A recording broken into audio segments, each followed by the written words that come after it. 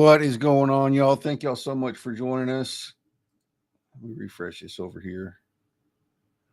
Yeah, that's better. Comments are already popping. I love it. We got Ty Shane is in the house. We have Shannon Nelson is in the house. Julie Griffin is here. Dan Roth, what's going on, man? Hey, so Dan, I don't know if you saw the show or not, but 2 weeks ago, I had Jenna Reimer on here, the lady you introduced me to in the DMs not long ago. So thank you so much for that. And it's because of Jenna, I have my guest tonight. They work at the same place. So thank you so much for that introduction. It was really a blessing. Who else is here? Chastity is here. Andrew Bennett. My sister Kara over on YouTube is here. Fun fact, she's getting married next Friday, and your boy is officiating the ceremony. It'll be the first person I've ever married. I don't know if y'all know this or not. I'm an ordained minister. It'll be the first person I've ever married. It'll be my sister and my brother-in-law. So I'm really excited about that. Teresa Etherly, I hadn't seen you in forever. How are you doing? David Cause, Vanessa Rojas. All right, cool. So how's everyone? Like I said, my guest tonight is a direct result of Jenna that was on a couple of weeks ago. They work for the same place, the Center for Employment Opportunities. She's a housing project manager, and we had a chat last week.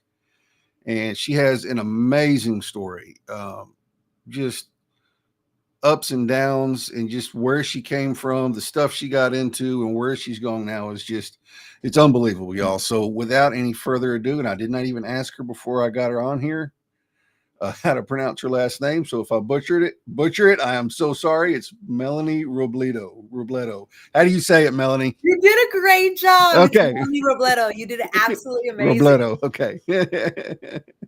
You're already starting off on that foot, right? Just these casual conversations keeps it totally real, right?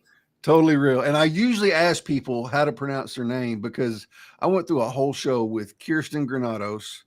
And, you know, my Texas country ass was calling her Kirsten. And at the end of the show, she was like, hey, you know, after it was over and we were backstage, she was like, hey, you know, it's pronounced Kirsten, right? And I was like, no, I didn't know that. Otherwise, I wouldn't have been calling you Kirsten. Anyway, so, yep, Dan, I sure will. Let me make a note so I don't forget, because if I don't make a note, I will definitely forget. Definitely an episode to watch, Dan. And thank you for reaching out to or connecting them, because I wouldn't have been here. And Jenna's amazing. Yeah, Jenna was amazing. So, Melanie, tell us a little bit about yourself. So my name is Melanie Robledo, and I am based out of Los Angeles, California. I live about 60 miles away from there, but I commute to work about 4 times a week. And I know people will be like, that's crazy. Totally crazy. However, I get up excited to be able to pave the way for people like me, similar to me, and even different than me. I really just wake up excited to say, like, hey, what can I do to help somebody guide them towards this path of redemption, right? It's really important. I suffered from addiction at the age of 18. I grew up in a very good household, I would say, right? 2 parents, both my parents are still married to this day. My grandfather was hardworking, did all those type of things, you know, all the great things that I had, went to a private university, and I just wanted so much more out of life, or I thought so much more. Let me take that back. There were things that I wanted this experience that I didn't get to have. So I started to rebel a little bit from my parents, and that led me to addiction. And that addiction dove me right in. If you get to know me a little bit, you'll know that I don't do anything halfways. I generally jump in all the way, and that's great when it comes to professionally. But in that type of environment, it was the worst experience ever. Right. Yeah. Got involved with a methamphetamine dealer who was a cook who did some crime, a lot of crime, and led me to a whole different lifestyle with a lot of trauma and violence. And I struggled to get back to a way that I could identify myself as normal.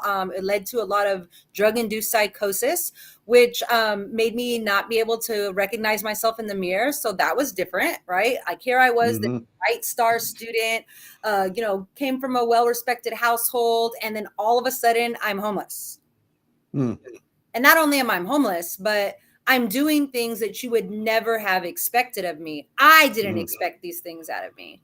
And then, a few times went by, I got pregnant, quit on the spot, went to a shelter to have my daughter. I was in a different type of relationship. And when I say different, there was a lot of things going on. I don't really want to blame that person. That's not, where I'm at today. I don't have any blame or resentments toward that person. I have a wonderful daughter and a wonderful son. And I'm very, very grateful for that. But there were a lot of trials and tribulations that occurred with those relationships. And I went to school, got a degree in histotechnology, which is the study of cells, or better known as cancer research. And I was doing great. Felt like I was on top of the world. And then when you're on top of the world and you feel like you've done everything, you forget about all the things you went through. Or at least I did, right? I forgot about all the things that caused me pain. I forgot about all of the disappointments that I was capable of making. I forgot about the hurt and that I would cause my family by making mistakes. And I did, right? Cocaine was one of those things where, like, socially it was acceptable. So I was doing it with people that, were of high caliber, high standard, doctors, lawyers, nurses, all of those type of people. And it was something that was respectable, right? The soccer moms were doing it, right? Everyone, it was kind of like the in thing. And one day I decided, like, you know what? I'm so tired of picking up these drugs for everyone. Like, why don't I just get a larger amount? Great idea, right? Right. Don't do anything in small amounts, just everything. Yeah. And I did. And it led me to my first arrest in a long time. I was driving home from a bar to the hospital where I worked at. And it also happened to be during the time when my grandfather was really ill. He had just had his legs amputated, and my grandfather has been a real pillar of success for me, and someone that just never put me down, always wanted to know how I was doing, always was re-encouraging about all the positive things that I was doing in school. I always felt noticed. So it was really hard when he was sick. And I think I kind of went towards those other things as a distraction, right? It was the only distraction I knew that made me feel good. So I did it. But with that came a lot of repercussions. I got arrested for a DUI. And what I didn't pay attention to was that I had a lot of narcotics in my car. And so luckily, fortunate for me, I worked I was making good money at the time, and I was able to get a good lawyer. And getting a good lawyer is so important. That's one of the things a lot of people don't even realize to today.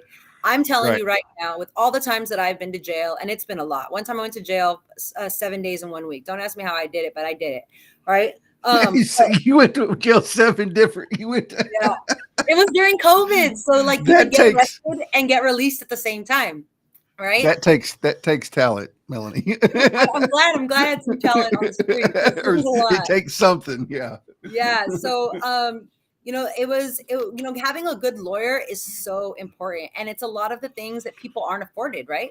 So I did the same. If I would have done what I did and not had a lawyer that I paid for, I would have gotten my longest sentence then. Those were probably the most strict charges that I've ever been charged with. And in full transparency, I was arrested for drug transporting. I was arrested for trafficking. I was arrested for intent to sell, a lot of things. And like I said, it wasn't really that intense. It was just me servicing the people that I was hanging out with, but it just sounded so much different when it was written on paper. Yeah. Right. And Delivery of a yeah, controlled substance. yeah, Yeah. like Like that. all of a What? sudden, I'm a drug Yeah, dealer now. yeah, like not you're putting me in the same categories as others, and that's what the show is really about today, right? Like that stigma that's Yeah. attached to it. So I got to, like I said, if I wouldn't have had that lawyer, I would have served my longest sentence then, but I did Hmm. have a good lawyer. And I didn't serve any time in actuality. I served the time that I was there. When I got held over, I got released the same day on my own recognizance.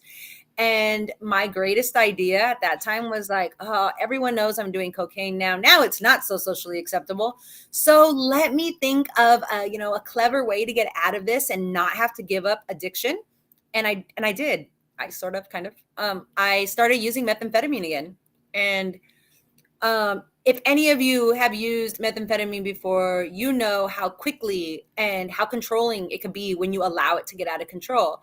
And when I say it, you allow it to get out of control, because I think that at first there was this like subconscious knowledge that I knew I was using, right? I knew what I was doing was wrong, but it trickled all so quickly that I couldn't get myself out of it at all, right? I ended up on the streets, and not only homeless this time, but a victim to the street. And when I say a victim to the street, I'm sure that many of you can draw your own, your own endings to that story. But there was a lot of it. And some people are like, oh, well, I got a lot from my family. Like, oh, you chose that. That's what you get, right?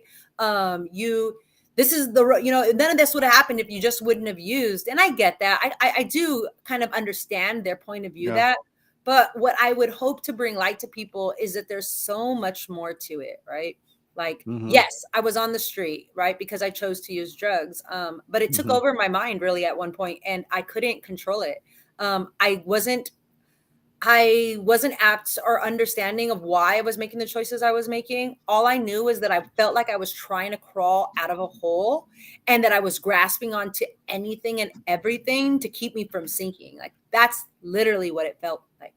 Like, I made choices not because I wanted to make them. I made choices because I found no other life left. There was Hmm. nothing else around me, and that's why I made those choices. Like, the Hmm. things that I got arrested for, the 7 times in 1 week, was because I got arrested for, possession, or yeah, I was using. I mean, yeah, it's obvious that I was using. Yeah. But I was using because I didn't want to fall asleep, because I was afraid of what might happen to me when I closed my eyes in the areas that I was at. Right. Hmm. That's the harsh reality of what it was like for me on the street. I Hmm. stood awake because and someone dropped me off in Bakersfield, and I didn't know how to get back to what I knew. So I had to walk, or not walk the whole way. I did figure out how to do it, but I needed that train ticket, right? That bus ticket. And those are real things. And I know when you hear them sometimes, like on TV or on shows, and it's like, so and so did this, and and people think that they're excuses, but it wasn't excuses for me. It was my reality. Hmm. That's what I had to do in order to get back. Like, I think it's really important, I hear often, is that we treat humans like humans, right? Today, I have this different gratitude for people. Today, I have this different perspective. When I see homeless people on the street, or I see people that are struggling, I don't say like, oh, they put themselves there. No, I really want to know, what can I do to help? So I think that's what Chris was leading to, like what the things I'm doing to today, trying to find ways to help. I work for an amazing organization, as Jenna introduced to everyone on episode 1, Center for Employment Opportunities. We are more than just an employment agency or an employment service. We are a reentry organization. We are a peer support network. We are an opportunity. We are change that works. We are all these things. And we do it by believing that anyone with a criminal record should have the chance to work, and not should have just the chance to work, but have an opportunity for upward mobility in employment, right? Career Hmm. advancement, career paths. I have made a career out of the things that I have gone through, right? What, Yeah. I mean, who doesn't want that? Yeah, for sure. And that's part of what I love about the Center for Employment Opportunities is it's not just like a staffing agency. It's a full everything to help people coming out. It's a full reentry program. It definitely is. And there are 31 offices across the nation, right? We No can't kidding. Yes, there are 9 just in California. Like I mentioned to you earlier, I get the fortunate of being right next to another one. I know the commute is tough, like I said, that I explain all the time, but I get to go to 2 of them, right? I'm hoping one day that I get to visit even more of that. I love this idea of like or this cross pollination where each Mm-hmm. site gets to contribute to the other site in developing each other and the program as a whole. So it is Mm-hmm. super important. You know, people say, what happened to you this time? Like, how are you on this pathway this time? Like, how are you doing it? And I'm doing it because I found a collective of people who support me, who encourage me, who want to see me succeed, because not everybody wants to see you succeed, right? Not Yep. everybody wants you. Like some people want you. Someone really intelligent recently told me some people may want to see you succeed, but they don't want to see you do better than them. And here, I don't feel that from anyone. I Right. really do see everyone want you to, get to the top. You know, those glass ceilings are meant to be broken.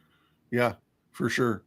Um, I think one of the things that stands out about your story the most to me is, and I know it's not an uncommon thing, but that you went through the whole addiction cycle, or not the whole addiction cycle, but the whole addiction, got sober. And how long were you clean between the first time and the second time?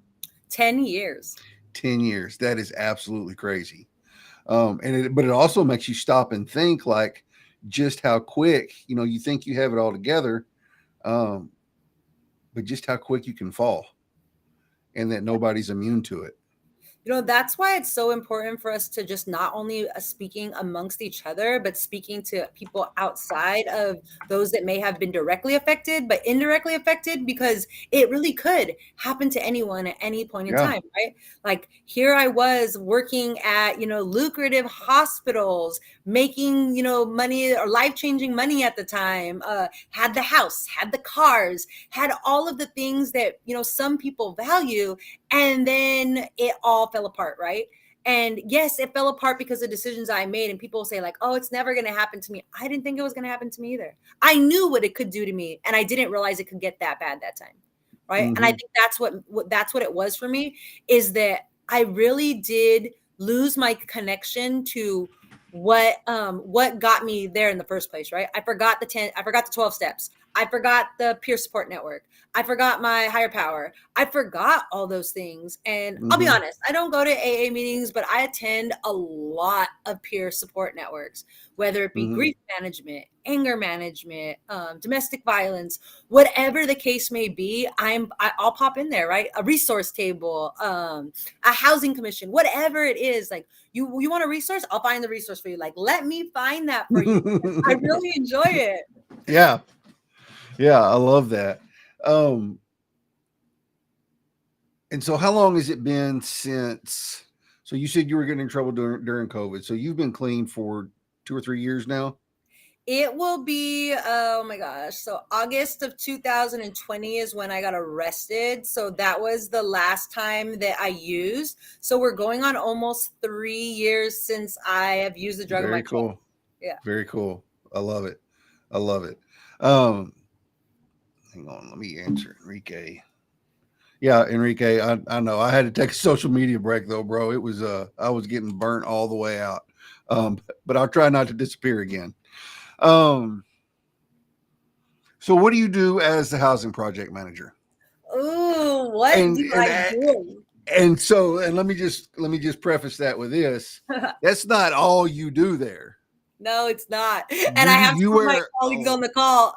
So, yes, it's not all that I do there. I went to CEO with an opportunity to be the P2E instructor. So the first person that really gets to introduce the program to all of the people coming in. Because first they go through our outreach and intake specialist, and she does a phenomenal job of finding the people that are interested in the program and setting up their profiles and getting them into the system so that I can do my job the next 2 days and everyone else can do their jobs after that. She is really the first line of defense. Mhm. And then here I come, or first line of support. And then here I come, and I get to introduce. And not only do I get to introduce, but I get to share, like, hey, you see that? You see where you're sitting right now? Like, I was there. You're bored. It's okay. When I sat here, I could barely stay awake. right? So I think that really hits them, and it gives them a chance to connect, right? And allows them to understand that there is hope. You don't have to have all of this energy. Like, you'll find it, you'll find your own pathway. But yes, I started off as the P2E instructor. And I also started off as the peer navigator for a special project inside in LA that offers supportive services for mental health, legal, and employment. And we do that collectively. We meet weekly for case conferencing. They get one-on-one appointed mental health, one-on-one appointed legal help, extra help with the peer navigator. Now we have an outreach coordinator, and he does a phenomenal job of keeping up with, meeting with all of the participants at least once a week. And then they still have their job coaches and their job developers. So it's amazing, right? So that's one of the other projects. But my passion project right now is it is the housing project manager.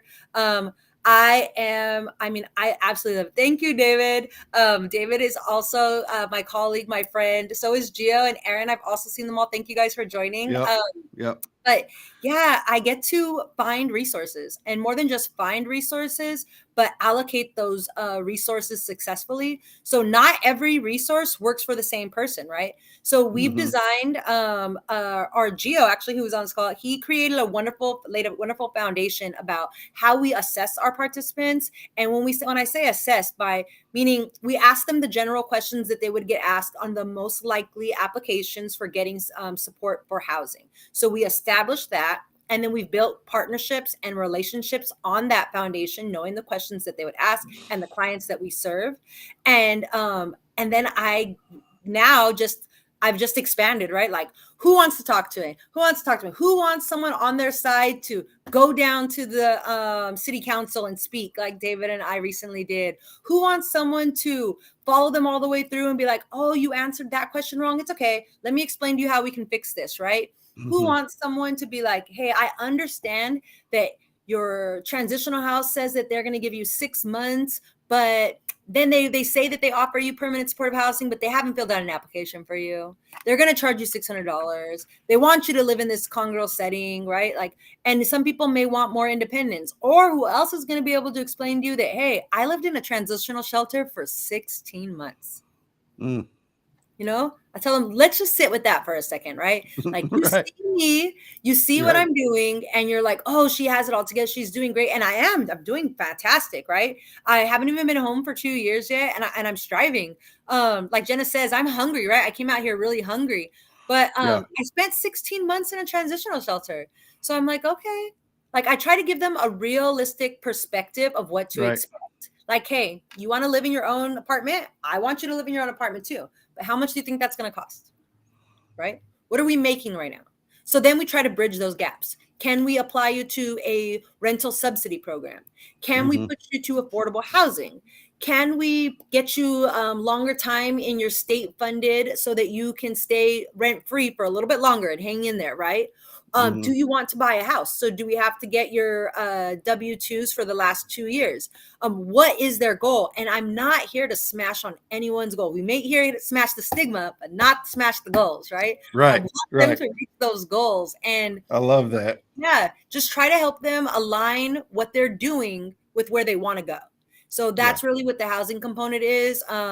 It's amazing. And there's so many people, you'd be surprised how many people want to connect with you because you understand the process. For sure. Teresa had a good question. Say a person walks in and they don't want to change. How do you handle that situation? Ooh, lots of motivational interviewing. Right? The idea or the approach of guiding them towards understanding what it is that they might need to change, right? So let's say someone comes in and they are just closed-minded to not wanting to move out of their transitional shelter just because they solely don't want to. So you just, okay. So what I'm hearing is that you don't want to move out because you don't want to have any roommates. That's understandable. So what are the other plans, right? How can we get to those plans? And letting them find it for themselves, because finding your own answer is so powerful, right? It's better than me telling you for sure. And you got to participate in that process. So I feel like that's super important. Mm-hmm. I agree 100%. Um, Motivational interviewing. Is that what you said? Yes, it is. I like that term. That's pretty cool. So I like. CEO, they train all of their employees in motivational interviewing, and they offer recurring motivational interviewing. And I don't know if I shared, but I'm also a full-time student. So in my case management course, as well as the law and ethics for interviewing and counseling, they also went over motivational interviewing. So if you know you're getting it at the same time, things are aligned. It's meant to be, right? That's what I need to be doing. What about their kids? Do they bring them? So there are, I'm going to be real honest, right? There are less opportunities or less resources for those that have children, for families, but that doesn't mean that there's none. So if people have children, there are family resource centers. So the number one spot way to always go to things, if you can't find a community-based organization that offers housing, is you can always go to an access center, right? So an access center will give you the basic information and you can kind of build off that. Something that I've found really, if you're tech savvy, so if you follow your access center on Instagram, right? Like, so let's say your access center is Hip Productions, right? So you follow Hip Productions and then you see who is Hip Productions following, or who do they follow. I'm pretty sure it's going Mm-hmm. to lead you to other resources that are in that area that you can Mm-hmm. uncover. And when one resonates with you, reach out to them, right? Let Mm-hmm. them know, like, at this point, for me, there's nothing to lose with reaching out to people. I'm gonna swing every time I get up to bat, right? That's what I want to do. So there are resources out there. There is for families, if it's a mother and children, another great resource is domestic violence shelters.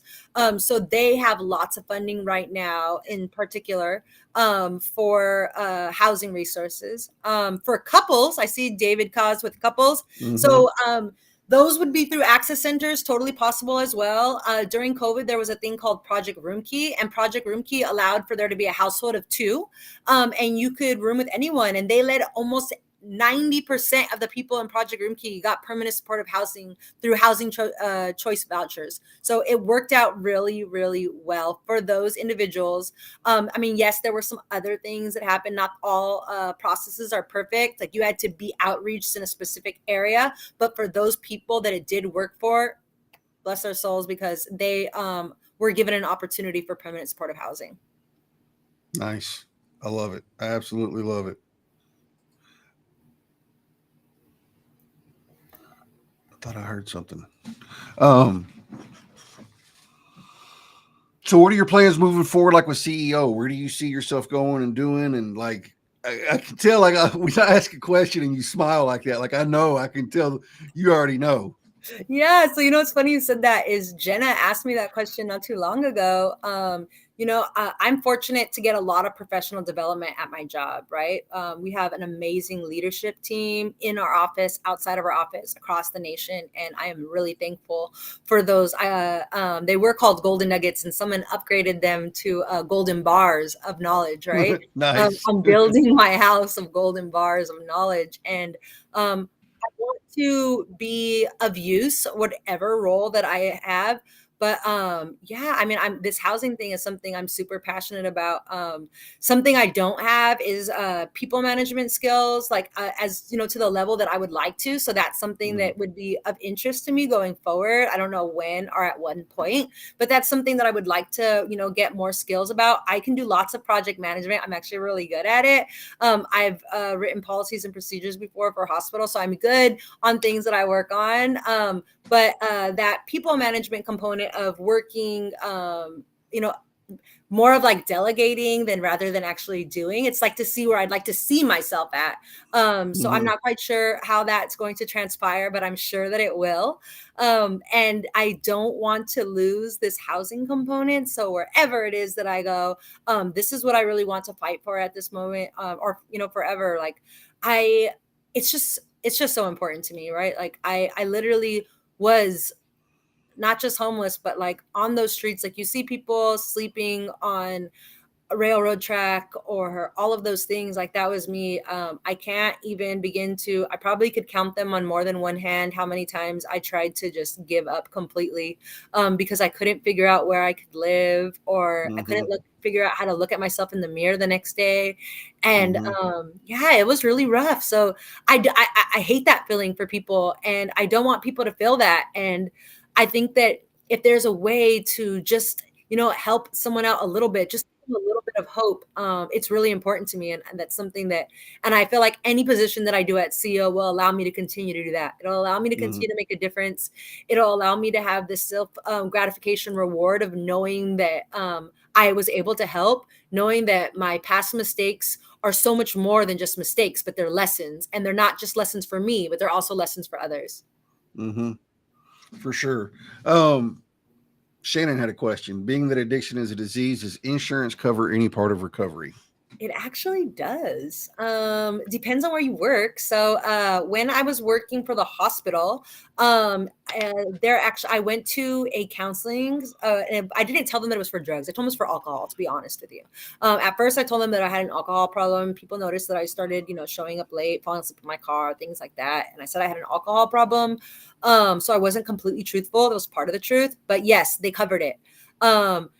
I really haven't looked into that with my current organization. I know that we offer like mental health services, legal consults, things of that nature. So I'm pretty sure it's probably intertwined in there somewhere. But yeah, there are, you just have to look into it. So there's recovery programs. They will pay for rehab. They will pay for the time off. You can go on disability. You can go on stress leave. Nice. I love it. And I think, just thinking back to like when I was in prison and volunteers would come in, and the ones that always had the most impact were the ones that had been in prison before, right? Because they knew what it was like. And I can only imagine the impact that you and Jenna and everyone else that works there is having on people, because you're not just someone, in a suit behind a desk running someone through a program. You actually have lived every single part of what they're going through too, in some way or another. Yeah. And you have that lived experience that you can tell them, because, if they come in with doubt, or they come in scared, or come in not, wanting to make it this time, but not sure if they're going to, or, all the things that are going through your head, to have somebody sitting across the desk from them that is them. When they look at you, it's like looking in a mirror. Yeah, I definitely agree with you. So for me, again, going back to like, why did this particular time work so much more, right? Because I did try to get sober in 2019 when I went to rehab, and it was just different, right? And I feel like it really was different because the messenger was different, in all honesty, right? The messenger was different. So it really did hit me that way. And every day I am surrounded by tons of individuals. When I say tons, I do mean a whole office full of individuals who have lived experience. And for those that don't have lived experience, they generally have this care, right? It doesn't seem like where it's Medi-Cal approved, where, oh, we've got to meet this number and we've got to enroll this many people and I'm here for a job. These people are invested in creating pathways. These people see more in us than we've seen in ourselves. These people have not maybe been directly affected, but they are just as passionate. And if not just as passionate, even more passionate up, because they're trying to make up for the fact that they don't have that lived experience while we're trying to make up for the time. So it's a lot of people dedicated to really trying to make a change, right? Or really trying to be impactful. CEO has these 4 values, and it's impact, community, person-centered, and for the life of me, I don't know why I can't remember the other one right now. Maybe the pressure is on. But yes, things. But yeah, we absolutely, this is what everyone does all day, right? So yeah. Everyone that works there is dedicated to that thing. I haven't run past one person nationally that doesn't have a story. Maybe it's not a justice impacted story, but they carry a story. For sure. And that's the thing. It doesn't have to be justice impacted to have that camaraderie. You know, it could be the addiction, it could be a shitty home life from the past or whatever. Everyone has a story, and it's so powerful. And that's why I love doing this show so much, because I get to bring people on here like you who have this amazing story. And it just, I love it. Like, I absolutely love it. And I know the audience does too, because they're still here watching every week. Right? Does anybody have any more questions for Melanie? We've still got a few minutes here. We've covered a lot. I I love it. talk fast, you know, I get to squeeze in all of these amazing things during my Yes. audition. People are like, how did you add that whole extra component? I'm like, I talk fast. You do talk fast. I love it. As I said, man, we crammed a lot in. I was thinking it's because she talks 90 miles an hour, but I love it because we got to hear a whole lot of stuff in a very short amount of time. It's great. Yeah, you know, I always tell the people coming in, like, I talk fast, but please, like, don't hesitate to ask me a question, slow me down, tell me to repeat something. You know, I want to get all the stuff in there, and I've been doing it since I was a kid. It's just kind of been something, I'm not quite sure why, but yes. Oh, you're so welcome, Jason. Yeah, it was an amazing story. Is there anything else you want to tell us, that you want to let us know, that you want to say? No, you know, I just, oh, where can I buy a t-shirt like that? Andrew, that's a Yeah. fantastic question. I do need to get a shirt to Chris. I have to, it's a good thing. I think, I don't know if my regional director is still on this call, but he makes all of those decisions, and I will definitely get with him to see what we can do. I need to get some Ending the Stigma merch, man. I've got merch for other stuff, for Hit Yes. Productions, and for I have one that says "Be Weird." I have Hit Production stuff mostly, though. I need to get something done for Ending the Stigma. Okay. Kelly, you said, what can people do to help your community? It depends. If you're looking for like Justice Impacted or community resources, I would again reach out to a community-based organization that resonates with you. Not just anyone, right? You want to do one that really resonates with you. Read their mission, follow them on social media, things like that. Reach out to one person and see what you get, see what they're doing in the community, and see if that's where you want to go, and then just volunteer. Yeah. Yeah. People resources are one of the most valuable things that any organization can have, for sure.